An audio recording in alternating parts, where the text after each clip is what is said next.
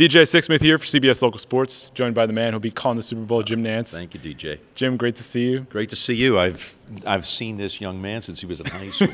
So I don't say this very often in an interview, but I'm proud of this guy that's asking the questions I here today. appreciate that. So you've been with CBS for a long time, over 30 years. You've called the Super Bowl many times. You cherish this moment and you cherish this place.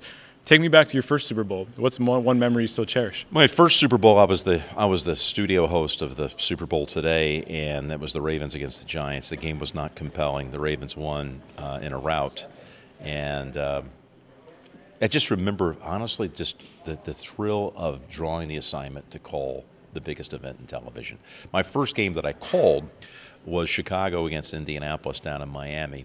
And I have a vivid memory of that because I was so concerned about every play being a whole new chapter, and the first chapter would be the opening kickoff. And it was returned for a touchdown by Devin Hester, the first opening kickoff, and still to this day, only opening kickoff return for a touchdown in Super Bowl history.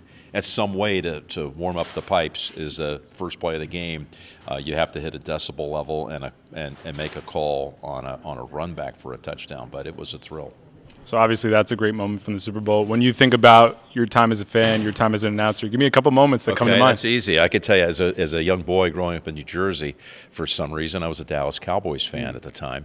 You lose all those connections as you get older and you call games, and you have to. But, yeah, I loved Tom Landry and Roger Staubach and Bob Hayes and all that Bob Lilly and that whole crew. But Super Bowl V was the Colts against the Cowboys, and Jim O'Brien kicked a 32-yard field goal at the end of the game to beat Dallas Colts over the Cowboys. Baltimore Colts 16, Cowboys 13. And I was traumatized by it. I was, what would I have been, 11 or 12 years old?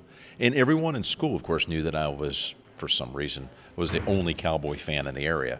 And I knew the next day I was going to face a lot of abuse and pushback from my fellow, whatever it would have been, 4th or 5th graders. I didn't want to go to school. No, I'm sure I didn't want to go to school, and I begged and pleaded with my parents, please, let me just call in sick, and I'll go to school on Tuesday after this dies down. And my dad said, son, sometimes you have to. You're going to have to face the music here. You go in there, you got to take it. And I did.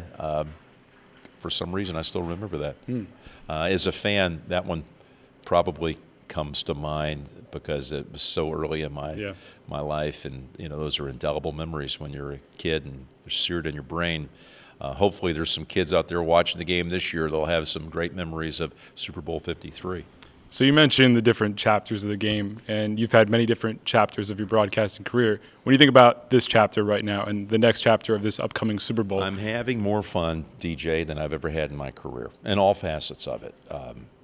I enjoy the preparation. I enjoy the variety of sports, which I've had for a long time. College basketball is in such a good place with Grant Hill and Bill Raftery. I love my golf family. They're terrific. But the NFL has never been more enjoyable to do. Now that Tony has been in the booth for 2 years, we're having a blast. He's a great friend, and I just love watching a game with him. And it's made for a lot of exciting Sundays, and we've had great games to match, but it's a great kinship, friendship, and we both are very motivated every week to go have our best show ever. And nothing's going to vary from that when we get down to Atlanta. We're going to go do the same thing we do every week. We're going to enjoy watching this game, two buddies sharing the experience, and I can't wait. We're looking forward to it. You got a busy couple months coming up. Yeah, we do. It's Enjoy fun. them. It's all fun. It's all going to be fun. Thank you very much. Thank you, pal.